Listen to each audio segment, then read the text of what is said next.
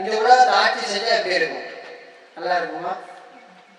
இடையில கிரியை செய்யக்குள்ளே நம்ம பார்க்கிறோம். சிறுவர் துஷ்பிரயோகம், சொந்த சகோதரனே தன்னுடைய சகோதரனுக்கு விரோதமா எழுதி கொலை செய்யறது ஆவி. இந்த சகோதரனை முத கொலை செஞ்சது யாரு? பைபிள்ல தான் ஆரம்பிக்குது. முதலாவது கொலை எங்க ஆரம்பிச்சுன்னு கேட்டா பாருங்க, அதான் பொறாம வரக்குள்ள கவனமா இருக்கணும்.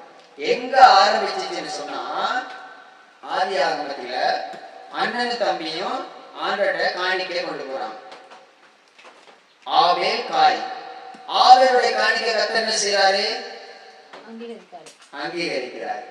காயினுடைய காணிக்கை கர்த்தர் அங்கீகரிக்கிறார். இப்ப இவனுக்கு கர்த்தர் அங்கீகரிக்காததுக்கு காரணம் இருக்கு. ஏன்? ஆவேல் நல்ல செழுமையான காரியங்களை ஆண்டவருக்கு செய்யலாம். காணிக்கை அவன் கொடுக்கறது பெஸ்டா. ஆனா காயின் பழுதடைஞ்சது, பிரயோஜனம் இல்லாத ஆண்டவர் கொடுக்கிறான். அப்ப எந்த காணிக்கை ஆண்டவர் அங்கீகரிப்பார்?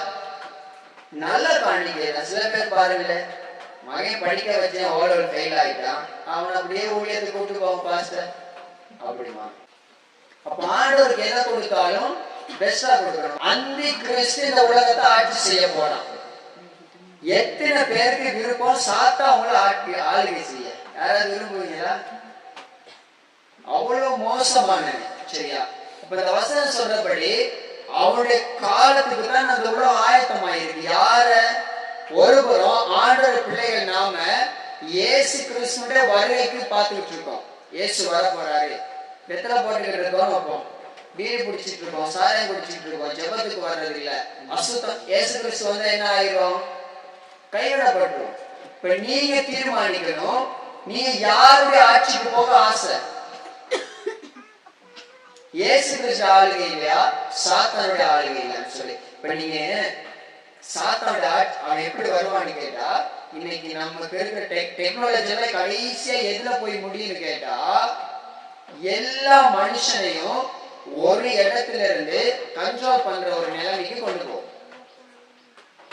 இன்னைக்கு நம்ம பாவிக்கிற bank card, ATM card, debit card, எல்லா கார்டு, கிரெடிட் கார்டு, இது எல்லாமே இல்லாம போகும். சந்தோஷமா?